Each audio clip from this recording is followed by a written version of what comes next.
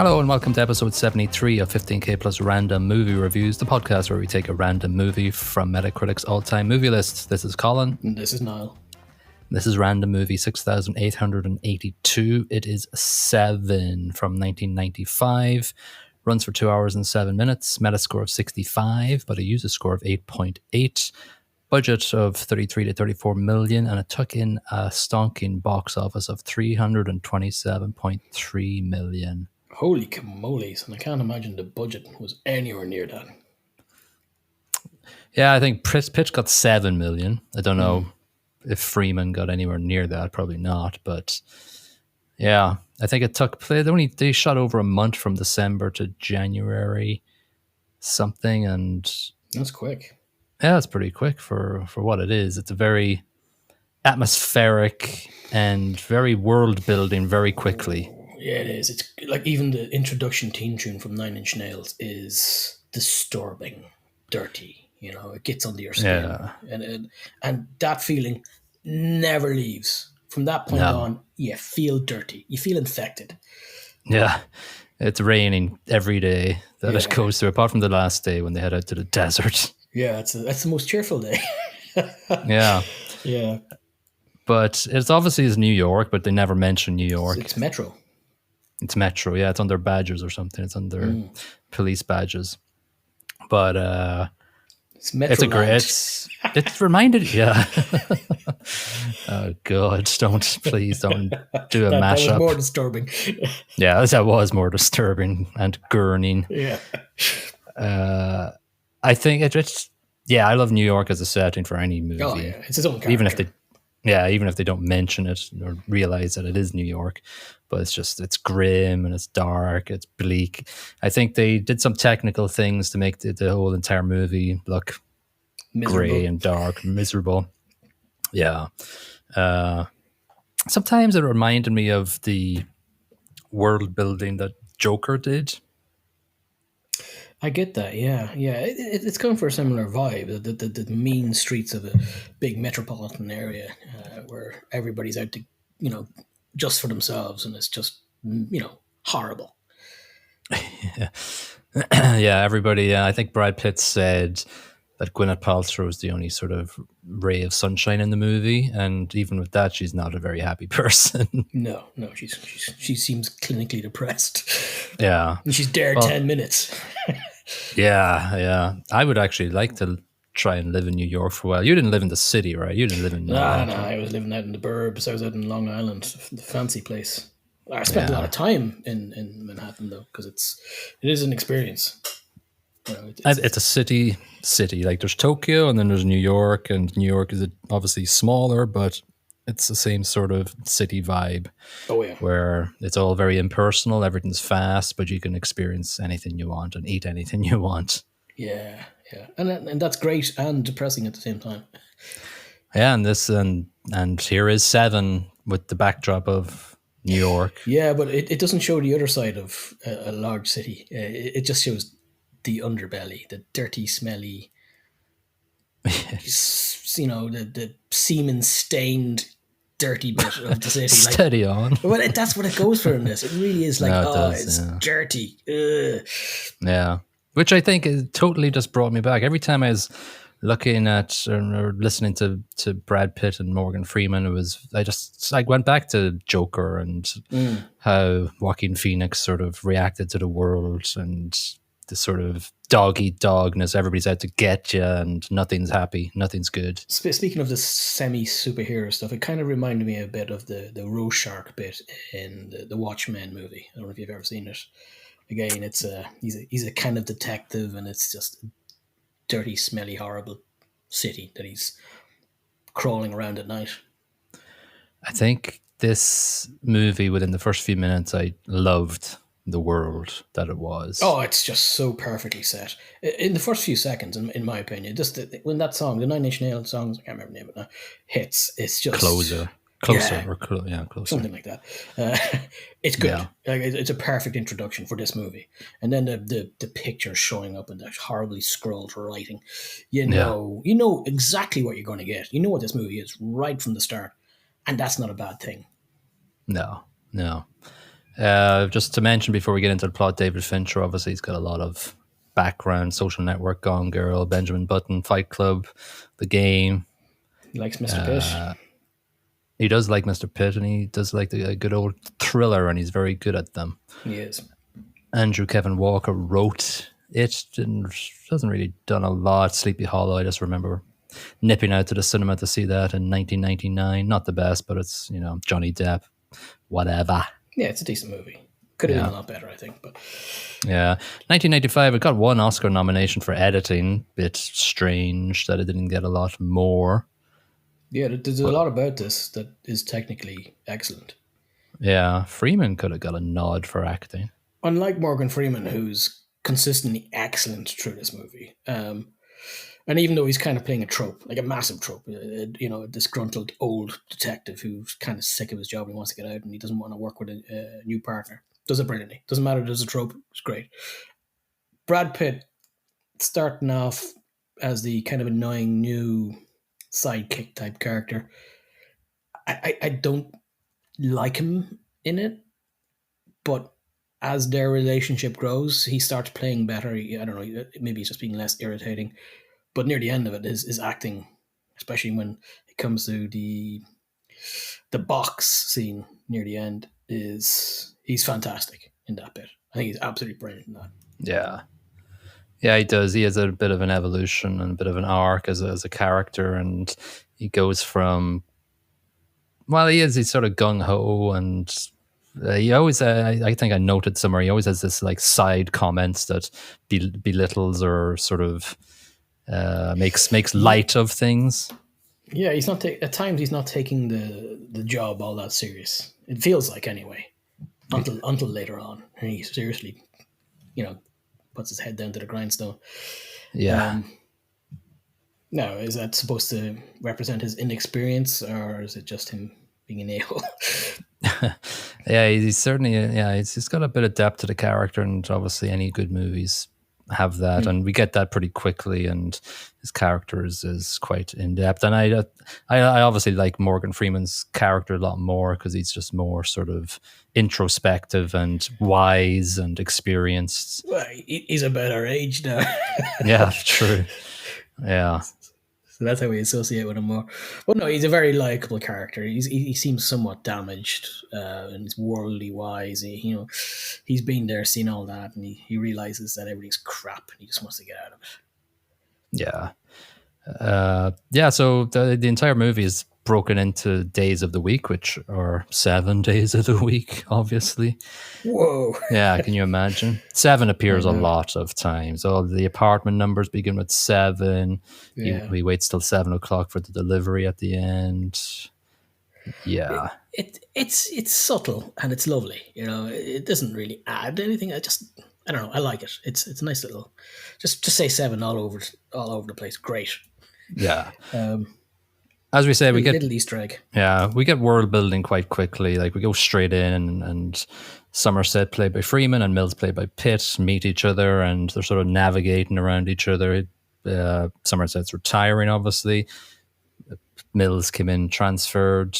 He's got 7 days. What was the thing about? He said something about being there 7 days or something. Morgan said, right. I'm just don't annoy me for the next 7 days or something like that. I can't remember exactly what it was, but 7 was mentioned. I think it was he had 7 days left before he quit. That makes sense now. So yeah, we get into the whole, there's a cacophony of background noises in the city that it's set in, a la New York. Metro. Yeah.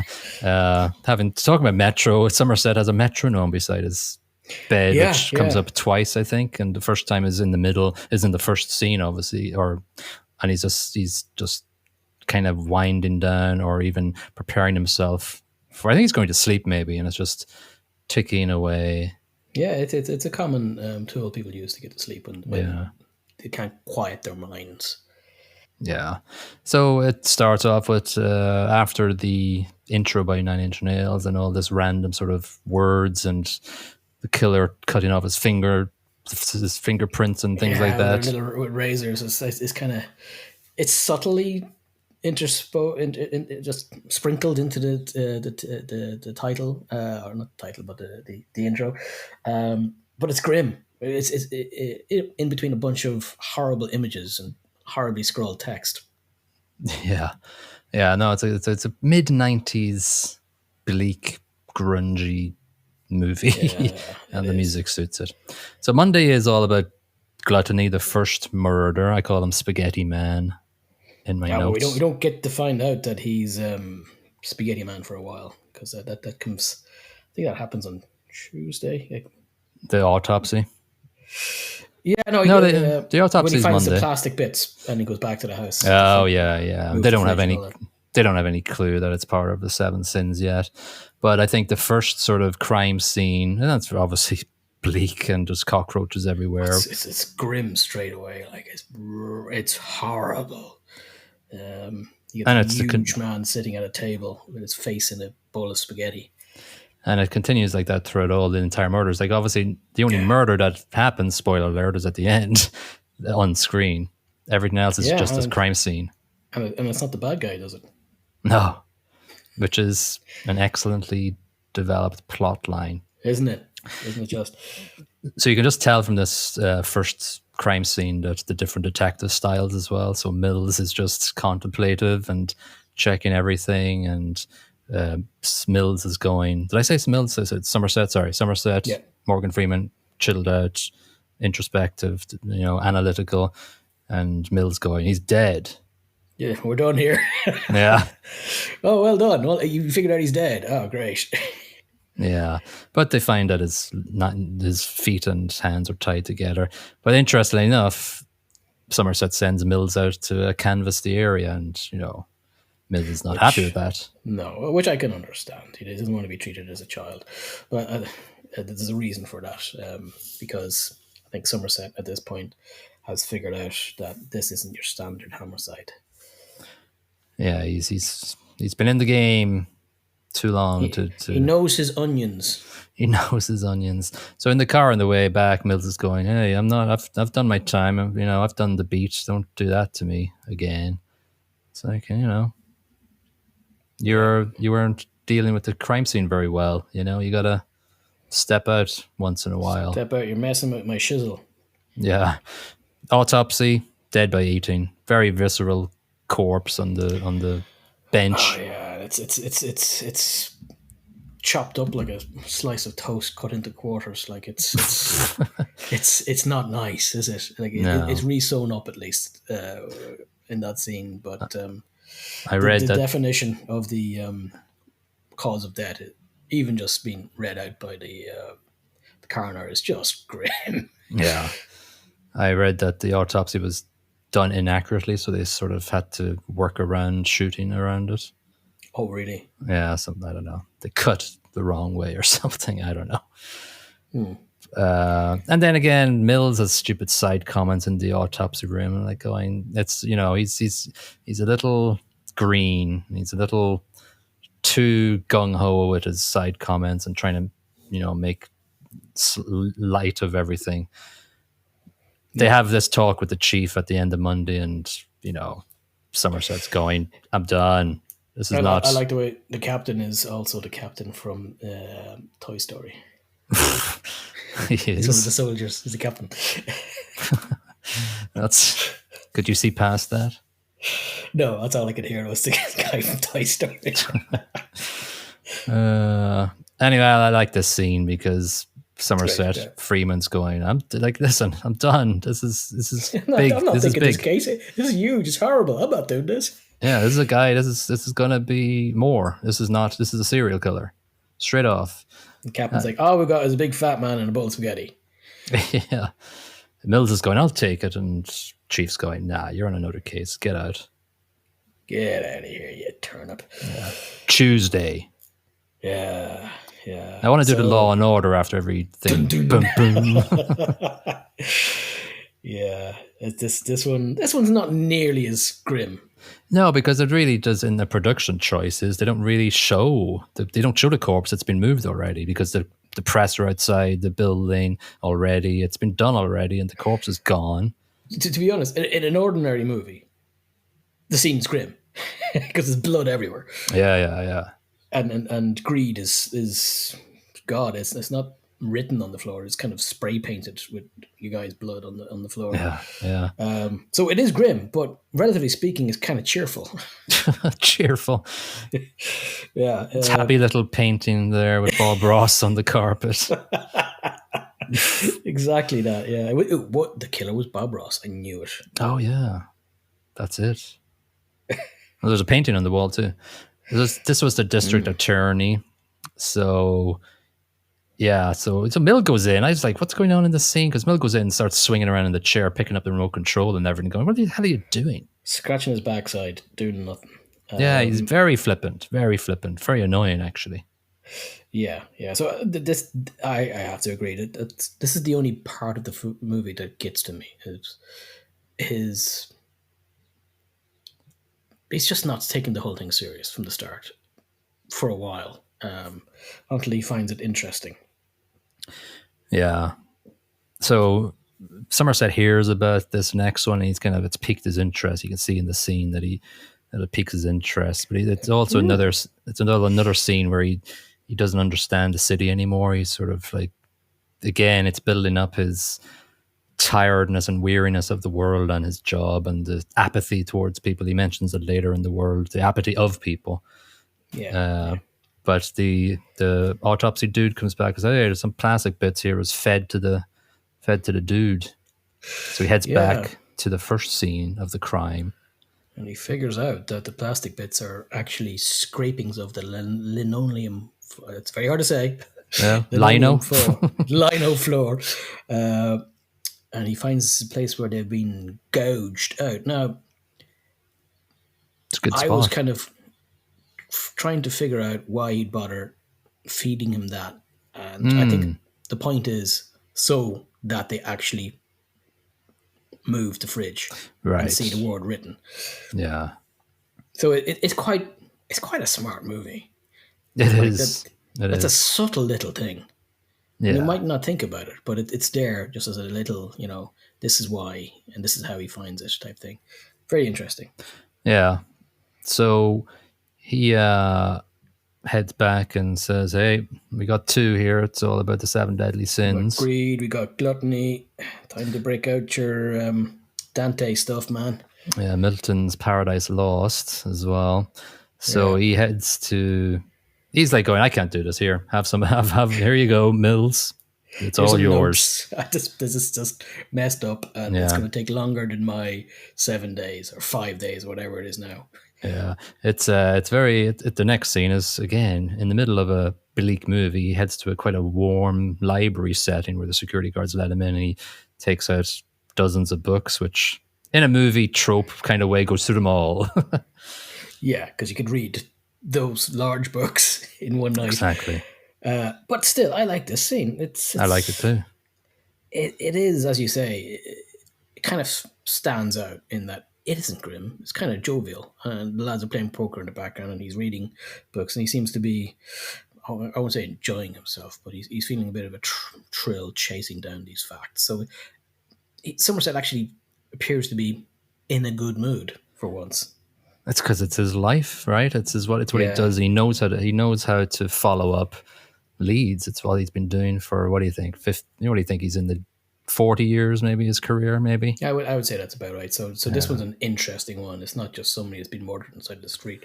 There's a puzzle. Yeah, he loved it. He loved it. Yeah, he loved it. He loved just doing everything to put the piece together. It's Sudoku for him.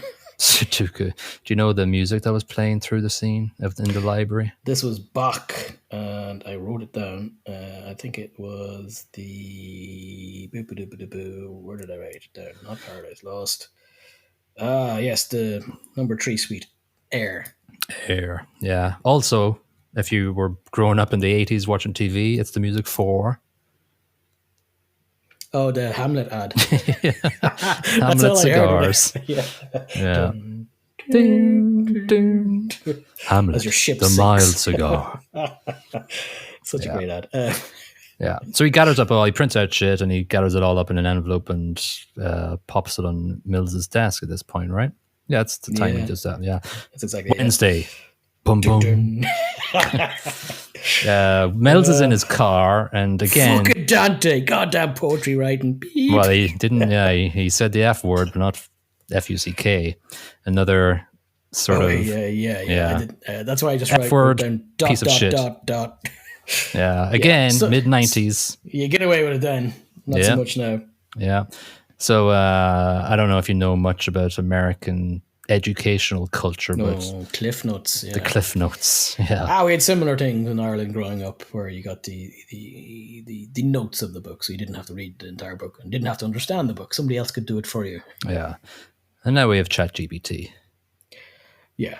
And this is the first bit where I think, Mills, you're actually doing something smart. Not reading the entire books. True. Read the summaries. You haven't got time to read 6,000 pages. Ain't nobody got time for that. So he heads into the office and he's taking Somerset's office or desk already. His wife calls to speak to Somerset and has a one-way conversation. We only hear a kind of half a sort of a conversation, and Somerset's coming to tea that night, dinner, supper. Late supper. Reminded me so much of Lethal Weapon. It does a bit, doesn't it? Yeah. Yeah, just very different, obviously, but there's only so many ways you can skin this cat, though. So I guess it's, it fits. Yeah.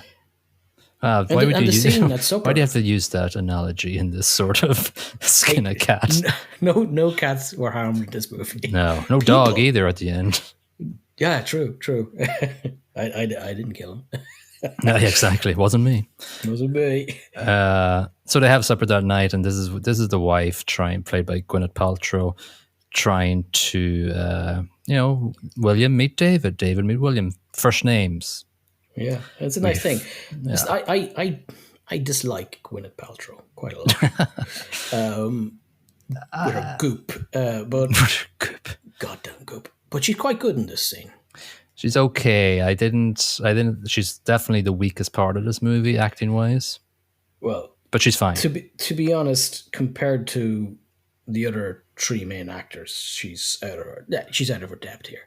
Let's be honest, because they're hard hitters. Even the bad fella.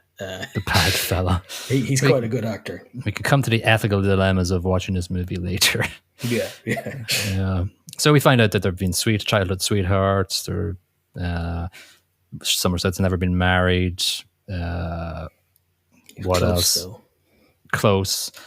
We've found out that they live in a subway line, and this entire apartment shakes. It's a great scene. It's very funny. It's a bit of levity in what is true just misery. Like it's just grime and smell everywhere. And this is three people having a few drinks, having a chuckle over something that's horrible. Even their apartment is terrible. And there's doggos. The doggos. And that just adds to the chaos of their life. They've got three big dogs. Huge things. Like locked up in a room, and you can see their paw prints on the glasses as well. It's like, oh my god, this entire apartment sucks. Yeah, the doggos need space, god damn it. They actually built that house apartment thing on a movable stage, so they could shake it. Yeah, I read that they brought in guests and put them onto it and didn't tell them it moved or whatever. So that was their fun. Yeah. So then obviously a kind of another little generic trope that they have a few glasses of wine and then they get together in a room to talk about the case. That's fine, though. It works for this. It really does. Yeah, they talk about he's giving a sermon. He's they talk about the pound of flesh from Merchant of Venice was all about the greed, murder. What else from that scene stands out? Oh yeah, they talk about the greed scene and why does the wife have blood spectacles on her picture frame? She has to see something. So they had to see Mrs. Gold, and she says, "Oh, the painting's upside down." So they head over there, check it out. Fingerprint labs, help me. Yeah, so this is interesting. They think like they've bust out here. Like they think that they've gone here and wasted their time fecking around with the picture to rip the back off it. But Somerset isn't freaking out. Mills is getting annoyed. He feels like he's being played by the criminal, but he isn't. There's a clue. And Somerset Yeah. calmly gets on top of a table and dusts the wall. Yeah. And it's like, Yeah.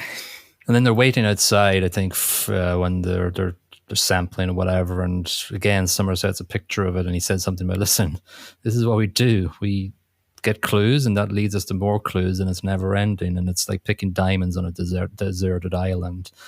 And Mills is like, he just says something flippant and turns over to go to sleep on the bench or whatever. But it's a great line though. Picking diamonds on a deserted island in the vain hope that you'll actually get rescued. Yeah. Because he's 100% right in this instance. Yeah, it's everything. You're right. I probably am as world weary as Somerset, but I agree with everything he says. His character, he reminded me of Red and Shawshank Redemption as well, just because he's seen it all. He's seen it all. Yeah, he knows how the world works. Yeah, he's not all that hopeful about it. This is a lot grimmer than Shawshank, even though Shawshank's quite grim at times. There's elements of hope and levity in quite a lot, actually. Surprisingly so in that. This, not so much. There is some levity every now and then, but it's mostly just punch after punch of grim misery in the face. But it's definitely plot-wise, script-wise, highly powerful in the sort of quotation marks buddy cop movie, because they play off each other amazingly well. Yeah. Thursday.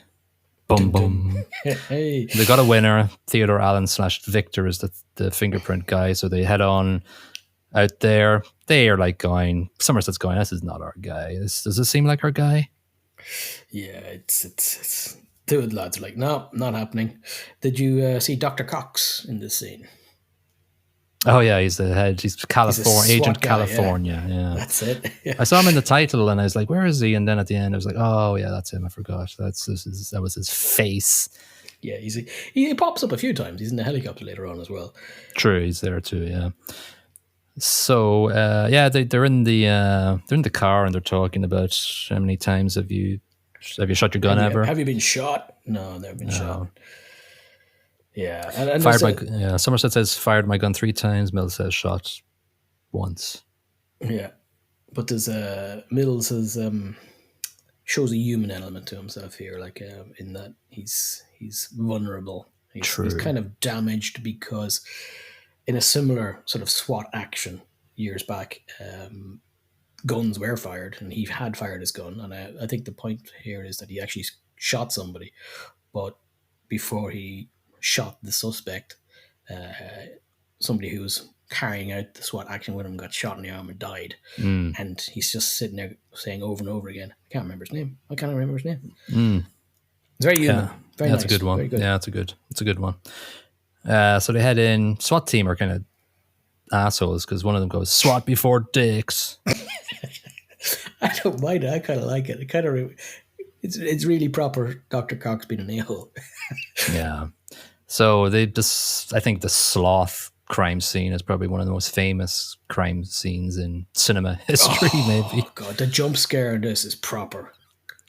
Yeah, the jump scares diminish 100% after watching it multiple times, obviously. But if you haven't watched this before, we knew what obviously was coming, and I remember freaking out because this film isn't about jump scares. No, not at all. Nowhere. But this is just and I love that everybody jumps and the SWAT lads are freaking out and they're pointing their shotguns at and going, They didn't tell them that the actor. Did they not? No, so I read. Brilliant. I hope that's true because that makes sense because it looks very real, their reaction. Yeah, but it's a crazy scene. He's skeletalized. The actor who played him, can't remember his name now, but David Fincher was going, before he cast him, he said, you're thin, gaunt enough, good. Try to lose a bit more weight, laughingly, and he came back and he had 6 pounds lighter, so he was emaciated, kind of. And so they put fake teeth into him to make his skull look a little bit smaller. He looks dead. Yeah. He looks properly dead, and he looks like he's been dead for a while. Yeah, and there's magic trees. There's magic trees hanging everywhere on the thing. Yeah. There's photographs of his process. He's been there a year. This is the sloth. And that's subtly put in there, but it's such a kick when you think that he's been tortured in that manner for that long. Yeah. Such a clever plot. That's the worst one. That's the worst one in this. Yeah, There, true. there might be maybe the one in the Lust one was pretty effing bad as well, but I think this is worse. Yeah, this one's more sort of long-term punishment, torture, because they even found in his body, like, antibiotics to stave Oh off the yeah, bed sores and everything. keep But him anyway, alive. he Yeah, jumps up grim. and they send him to hospital as if he's going to get better. To be honest, it would have been better if the SWAT lads had just shot him. Yeah, true. Because as the doctor said, his brain is mush. There's nothing there anymore.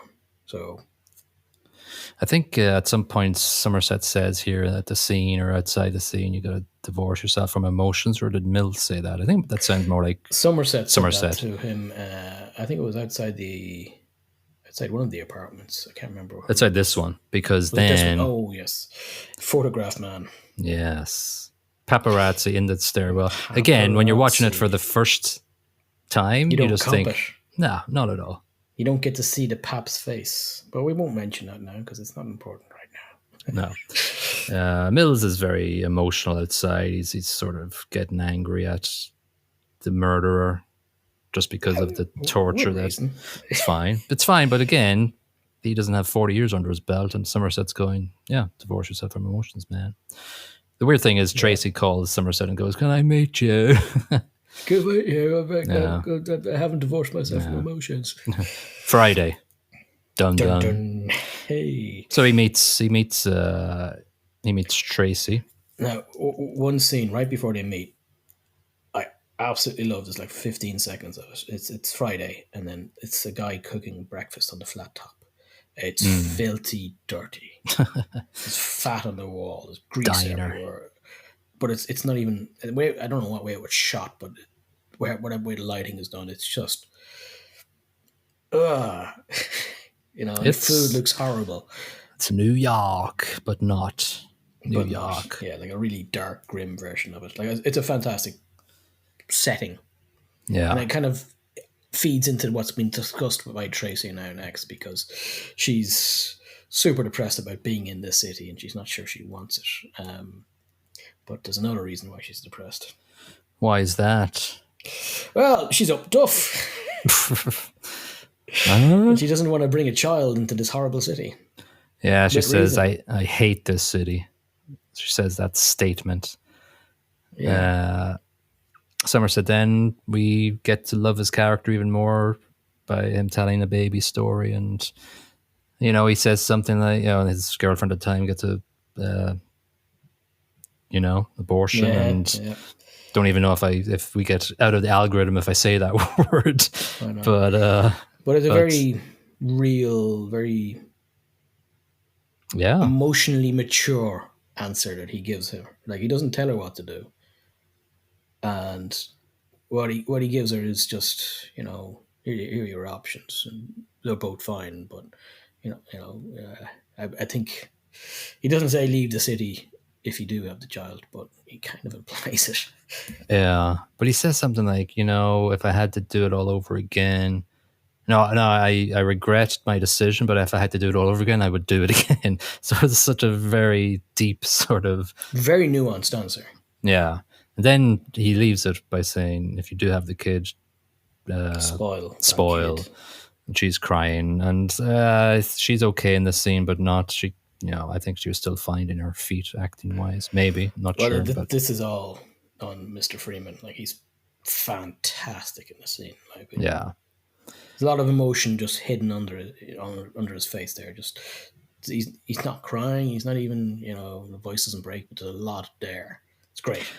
Tim, he does everything with his face and his voice. Oh, that voice, dear God. It's great. Back to this precinct, and Mills is bored. Ugh. So bored, doing nothing. Yeah, we're just waiting around the city. He says, "Let's go out to out around the city." And Somerset's like, "What? This is the job, you idiot." Yeah, he's showing his immaturity as a detective here. But anyway, Somerset's got a plan. He got the FBI agent hooked up to the library system, and boom, they find a Jonathan Doe. Yes. And so we have the show up to... You don't even know. To do so, sorry, I think it's important to mention, to do so by going back to one of the earlier story MacGuffins with the books. You know, they'd be looking at all these books and they think, well, these are the sort of books that a man who's researching these crimes would read. So he asks his FBI agent to track them down and Yeah. see what they have in the database for somebody who's been reading these specific books recently. They get a hit. Most likely guy, as you said, is Mr. John D. Yeah. Boom. Boom, So, indeed. well, there is a boom actually because they head to his apartment and he comes. It's a great scene because he appears down a long corridor.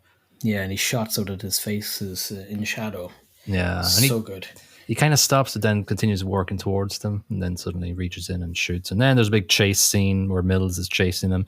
It's very sort of claustrophobic scene because they're going Isn't through it? corridors This and is one of my favorite apartments. scenes as well. It's suspenseful, like, because there's very real chance that it's not like a normal gung ho movie where No. you know that the hero isn't going to get shot.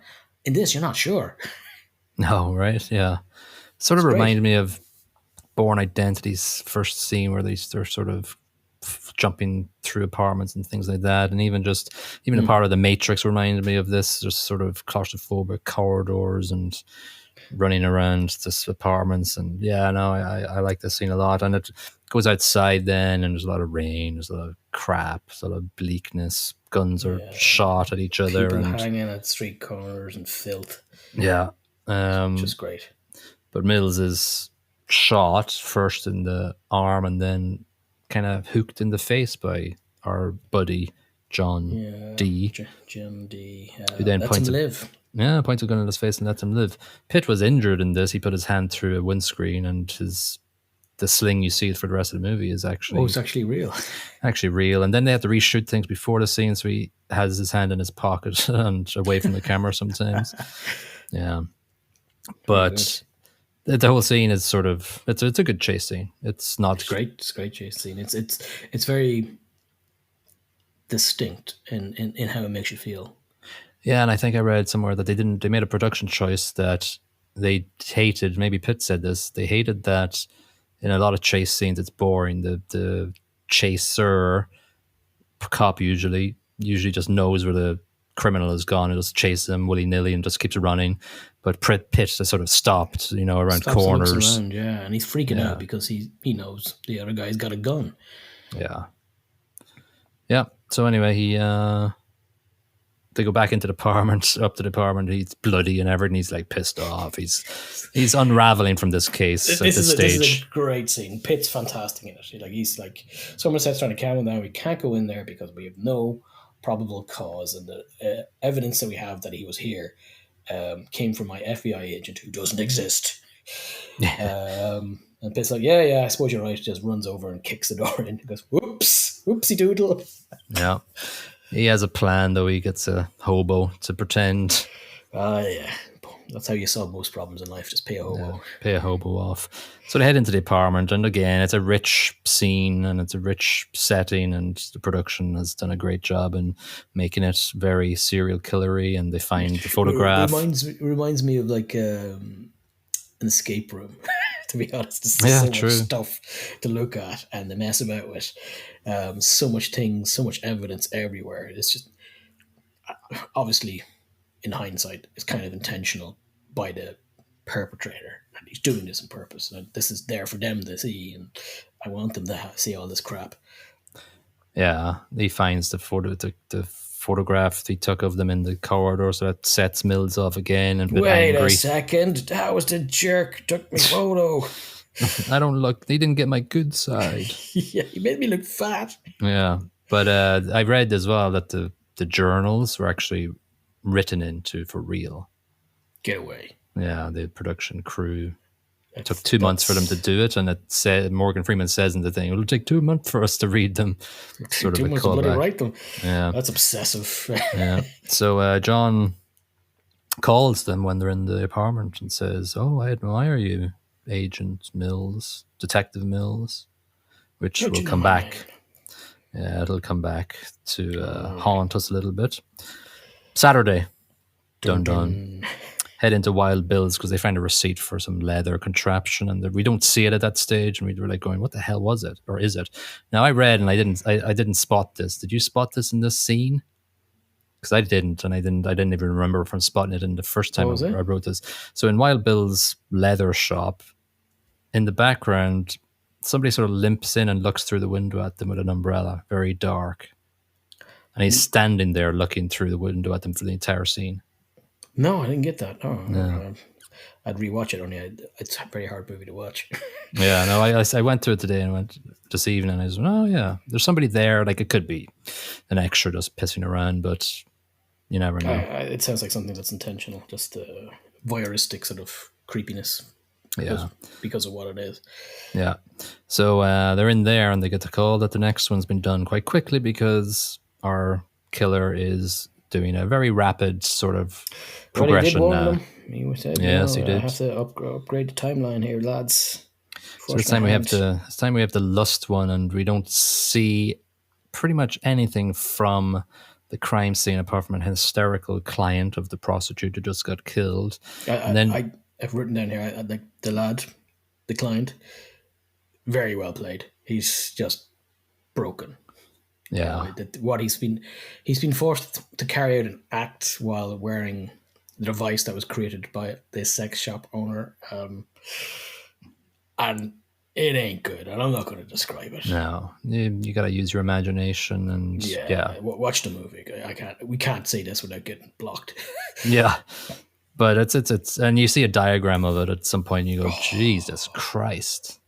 Yeah, and I'd forgotten what it was, but then I remembered. Same, yeah. I'd remembered then how disgusted I was the first time watching it. I was like, "Oh shit, yeah! Oh god, yeah, it's grim." Proper. Yeah, grim. so he's the guy, the clientele is there's two interviews happening. The owner of the place is like going, I don't care if somebody brings a box in every time they come in. I don't check anybody. Yeah, he doesn't seem all that fazed by the absolute horror. It's not the of first what's happened. dead body, I'm guessing, that's been in his place. The song that they went down there was made for that scene. It wasn't like any sort of famous song, whatever. The music composers made it. It's sort of like a crazy drum and beat violent song. Yeah, so the clientele, he's nuts. He's going crazy because he made me do it, put the gun to my head, blah, blah, blah, blah. Mills and Somerset have the trope bar conversation. Yeah. This is when Somerset mentions, the apathy is, I'm tired of everything. And Mills can't agree. I can't agree. He's got hope still. So this is probably paralleled by a later conversation to have in the car with John Doe. He pretty much is saying in more horrible terms what Somerset is saying about the apathy and the pointlessness of the people in the city. Well, I suppose we can get to that later, but it's something to stick a pin in. Yeah. So we finished that sort of day Saturday with Mills lying in bed with his wife and Somerset with his metronome, and he just chucks it. Stupid metronome. So he's getting a little bit unsettled. He starts playing knife darts as well. Yeah. He's a little bit unsettled. He needs a bit of time, a bit of rhythm back to sort of sort himself out. Although he chucks the metronome, gets rid of that rhythm, but he's chucking the knife dart, and he's like, okay, he's trying to mulling things equilibrium over. Back. And listen, I can understand because he's just had how many days? 5 to 6 days in a row of sheer hell. And the final day is about to just come. Sunday. Boom boom. Yeah. This one, boom boom, is So we have very grim. Yeah, well. we have a very quick sort of call straight into Pride, the fifth victim, to cut off her nose to spite her face from. Yeah, it really doesn't bother. It doesn't dwell on this at all. It's just it shows her face and goes, yeah, she's dead. Oh well. Yeah, really, really, very, very quick scene. Very sort of. I guess obviously they were thinking this, and we need to spend a lot of time when our killer finally shows up, and then we need to develop his dialogue and everything. So let's just get this done. Get this one out of the way. We'll go to the next one. or at least two, if I So will. she's given a choice between calling for help and living disfigured or committing suicide by taking pills. And so they're glued into her hands, basically. She went with plan B. She did. Yeah. So that's pride. She chose vanity. Yes, that's not a good idea. And death. Yeah. At this point, Somerset's going, listen, I'm staying on. I'm going to get you through this. Let's go. Yeah, and I think that's kind of what he was mulling over the night before, when he was chucking his metronome across the room. Yeah, he's trying to find his equilibrium, as you said. And, what do I need to do here to get this done? Yep. They're heading into the precinct on Sunday, and I love the way the woman at the front desk went, your wife called to Detective Mills, and he just walks past. Yeah. So I wonder, was that our buddy telling her to leave a message? That was JD, and not the Dr. Cox JD. This was, you probably better not to know what the message said anymore, after this. True. Yeah. Anyway, they head in and they're going up the stairs, and I remember watching this the first time, and they're just going. We've seen this from the vantage point of the stairs. Mills and Somerset are walking up towards stairs towards us, and detective, and I remember watching the first time and going, "What the hell's going on here?" He's actually just. It's not one of these classic cop movies where they have to chase him. He comes to them. It's great. The plot turns itself around in a novel way. Never really seen it done this way before, especially back then. It may have been copied since, but it's just so unusual. I love it. And it's so well acted. It's so well presented. And the lighting, and how it's shot. The angle that, as you say, from the stairs, you can see him in the background. You can't really make him out. Yeah. Detective! Yeah. So they lock him up, whatever, and then they're talking in the room, and there's going he's 2 murders away. He's not finished. Yeah. So then quickly his lawyer comes in and goes, hey, here's the deal. Full confession if Mills and Somerset takes him out to show them the body. Captain's not impressed, but he leaves it up to Somerset or to Mills to make the call because it's Mills' case. Yeah. And they tested his blood, and there's blood from a third unknown person on them. So they're going, there's something. Yeah. Well, why is there only a third? Wasn't it third and fourth? Oh, what we find out. Mm-hmm. I would have been freaking out. I'd be like, no, I'm not getting in a car with you, man. I know, right? You still have one more to kill. The clever boy. He'd be pretty anxious about it. Anyway, so let's talk about just the entire car scene leading up to them getting out of the car and the delivery happening. So it's a cat and mouse game in the car. He's ramping up his questions. Cat and mouse. Yeah, he's ramping up the questions to get Mills more agitated and angry. Yeah, and it's all carefully measured.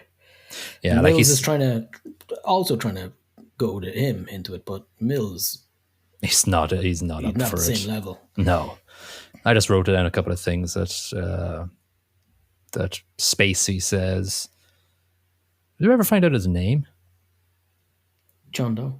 That's all you get. That's all we get. Yeah, it's fine. So I'm not played by Kevin Spacey, by the way, everybody. Yeah.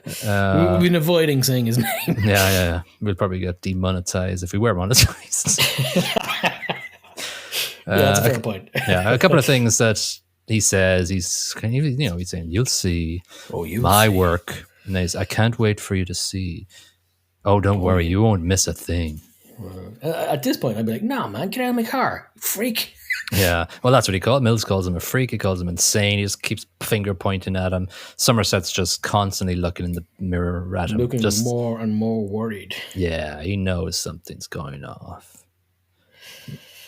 Yeah, and he's there going, he's not scared, and he's not scared at all. He's enjoying this. This isn't right. Oh yeah, and so he gets agitated too. John Doe, he's reams off the sinners and.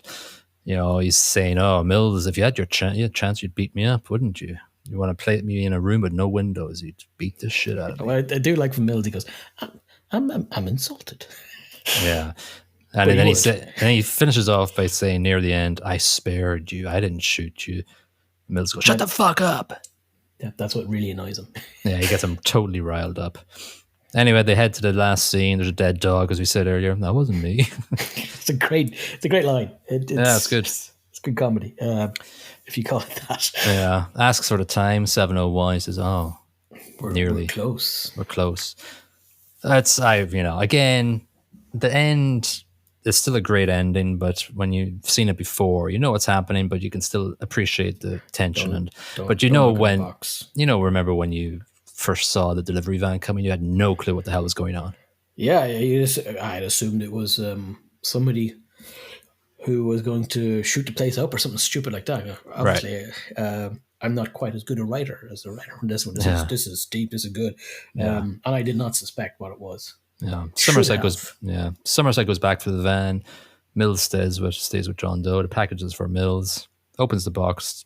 Morgan Freeman at Somerset and reacts accordingly. Although he said he wasn't very happy with his reaction. Really, I thought it was brilliant. He said something like, I've never opened a box with somebody's head in it before, so I didn't really know how to react, really. That's a fair point. It's a fair point. Yeah. But his reaction is it's very reactive, but kind of nuanced in a way as well, right? It's kind of complicated. He reacts very smart because he doesn't want to.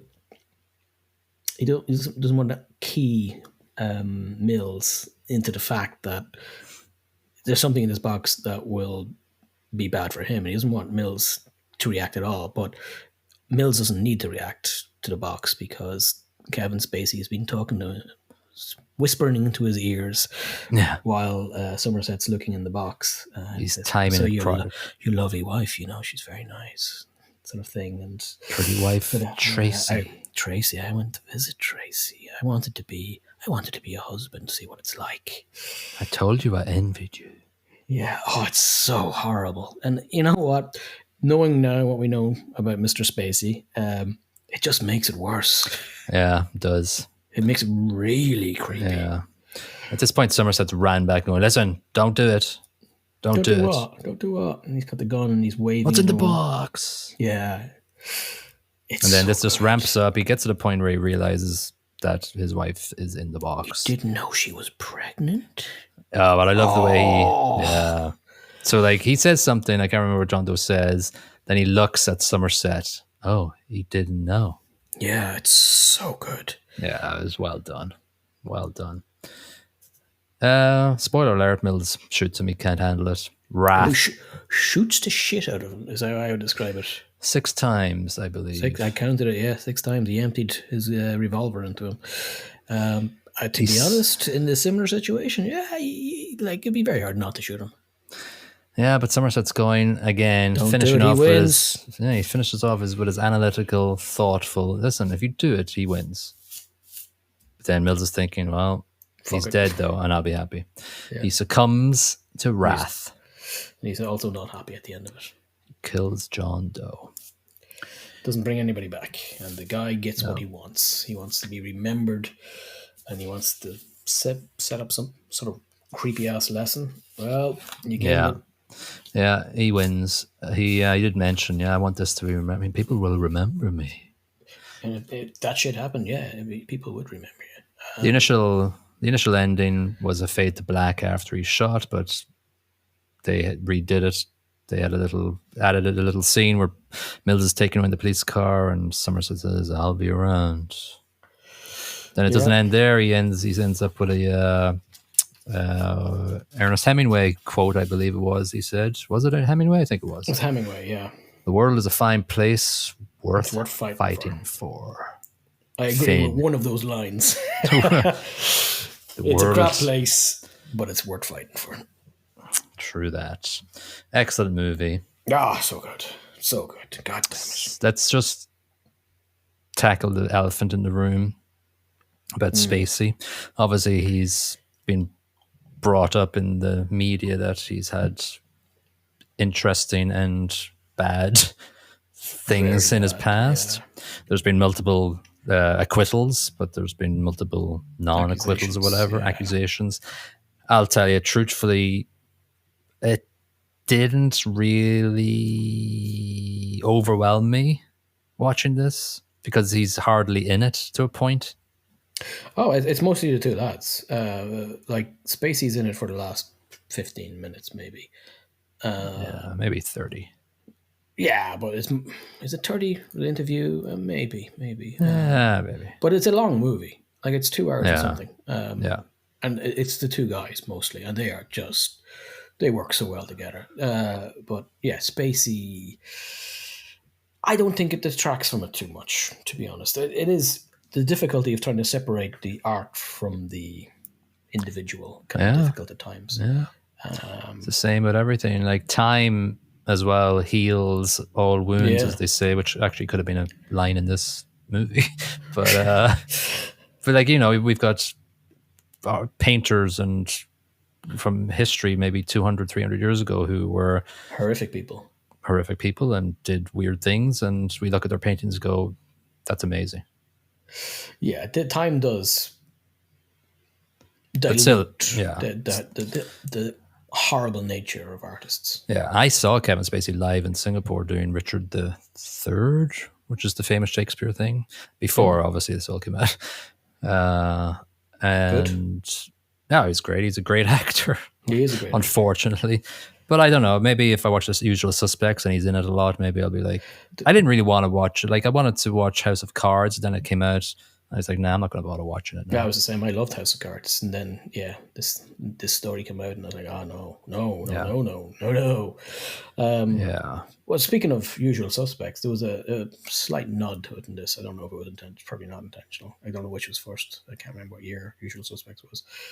But when John Doe jumps from a first floor window or from a balcony, he lands on his leg wrong, and he's running with a gimpy leg. Yeah. Just like verbal. Yeah, exactly. And that's when they're in the leather shop. That's the guy with a limp that walks outside. So it's Yeah. yeah. It's true. Such a nod. Yeah. It's a great Easter egg in the background. Like, you wouldn't necessarily see it, but on hearing it, you're like, yeah. Yeah, no, it's good. All right, so plot. I'm giving 3.75 for plot. It's great.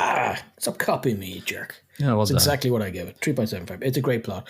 Yeah, but not up to the 4s. It's still a great plot. It's not going to punch you in the face. Like, the twist is why this plot is good. Because, to be honest, it's not unusual. This movie, it's a cop movie investigating a serial killer. That's been done. No, you get so high because the twist is just fantastic. Yeah, exactly. Acting, I just had 3.5, but I put it up to 3.75. I give it a 4. Yeah. I think the acting's good in this. It's better than I remembered, actually. Like, Spacey's he's very good in this for the bit he's in. And then Morgan Freeman and Brad Pitt are just excellent. So, yeah. Sam Brackett's track goes along with the whole entire grimness. I gave 3.5. 3.5, baby. Yeah. I loved it. Like, it starts off perfectly set with the Nine Inch Nails song, and in the back, in the middle, yes. And then later on, there's the goddamn Cape Fear theme tune is used for them doing the SWAT action. Theme tune from that. Very good. Very good. Yeah, it all suits it, and it's memorable too, but not to the point of this is goddamn amazing. I'm buying the soundtrack. Exactly. It's not any Ennio Morricone stuff here. Yeah, production I'm giving 4. I think it's great. I think there's so many amazing choices. I think the way it's shot and the grimness of the camera work is great. I've got 3.75. You know what? I could easily raise it to 4. I'm going to stick with 3.75 though. As you say, the grime and the city is another character that they've created with excellent production choices, excellent cinematography. It's just great. Yeah. Great movie. Great movie. If you haven't seen it, watch it, type thing. Yeah, but we just spoiled it for you. Yes, we did. Unfortunately. He is Kaiser Sose. We've spoiled that one too. Yeah, 2 movies spoiled for the price of 1. Janet Maslin in the New York Times gave it 30 out of 100. She said, she said, not even bags of body parts, a bit enough tongue, or a man forced to cut off a pound of his own flesh keeps it from being dull. That lady, cray. Yeah, somebody at Variety gave it 90 out of 100. Says this weirdly off-kilter suspenser goes well beyond the usual police procedural or killer on a rampage yarn due to a fine script, striking craftsmanship, and a masterful performance by Morgan Freeman. Very much so. The off-kilter is a fantastic description. Yeah, it is for sure. All right, well, let's put this episode into a box. In a body bag. Yeah, both Don't look things. in the box, though. Don't look in the box. Well, we hope you look in the box and play There's this. no head. Yeah, just no head, just our episode, and you press play. All right, let's roll for the next random movie. Ooh. And the next random movie number is 1,566. Oh, them's the small numbers. Numbers I like. Yeah. And movie 1,566 is a movie called Inherent Vice from 2014. Who? I figured that you wouldn't have watched this. I've heard about this movie and it's got a stellar cast. So I figured when I got it randomly, I said, you're probably going to appreciate or like this movie. Vice. I would have thought that this number I would have recognized the title at least. Yeah, it's from 2014. It's got a Metascore of 81 and a user score of 7.3. Wow. Runs for a bit of a hefty 2 hours, 28 minutes, a little bit longer than Seven, but it's got Joaquin Phoenix, Josh Brolin, Owen Wilson. Very good. And other people. Some other people. That sounds great. Listen, is there a synopsis? There is a synopsis, and it's quite similar to Seven in a way. It's detective. It's not a killer. No. When Private Eye Doc Sportello's ex-old lady suddenly out of nowhere shows up with a story about her current billionaire land developer boyfriend whom she just happens to be in love with, and a plot by his wife and her boyfriend to kidnap the billionaire and throw him in a loony bin. Well, easy for her to say. It's the tail end of the psychedelic 60s and paranoia is running the day, and Doc knows that love is another of those words going around at the moment like trip or groovy. That's been way too overused. Except this one usually leads to trouble. That's a horribly confusing summary that Metacritic has. It is. It's from Warner Brothers as well. So, yeah, but still 1,566. It should be reasonable. Yeah, it should be. I think it got a couple of nods for the Oscars, and it's a Paul Thomas Anderson movie. Director, There Will Be Blood. Yeah, which is a Boogie Nights. Very long movie. Boogie Nights great as well. Yeah. And like he's got Magnolia, great movie. I haven't seen that one actually. Yeah, no, he's a good director actually, good storyteller. Not one for the comedies. No. IMDb's summary is a one sentence. It says, in 1970, drug-fueled Los Angeles private investigator Larry Doc Sportello investigates the disappearance of a former girlfriend. Done. That's the summary. It's nominated for 2 Oscars. Yeah, I know, right? It's nominated for 2 Oscars and didn't win any of them. Hey. It was nominated for Best Writing Adapted Screenplay for Paul Thomas Anderson and Best Achievement in Costume Design for Mark Bridges. So there you go. So not too bad. It should be good. It should be a kind of a Joaquin Phoenix will carry it as well, which I love Joaquin Phoenix and pretty much everything he does. Yeah. Okay, cool. All right, that'll be episode 74, Inherent Vice from 2014. If you haven't reviewed or emailed us anything, do that, or we'll cry. Sure, and yeah, we'll put your head in a box. And on that note, we'll see you on episode 74. Bye-bye. Ciao.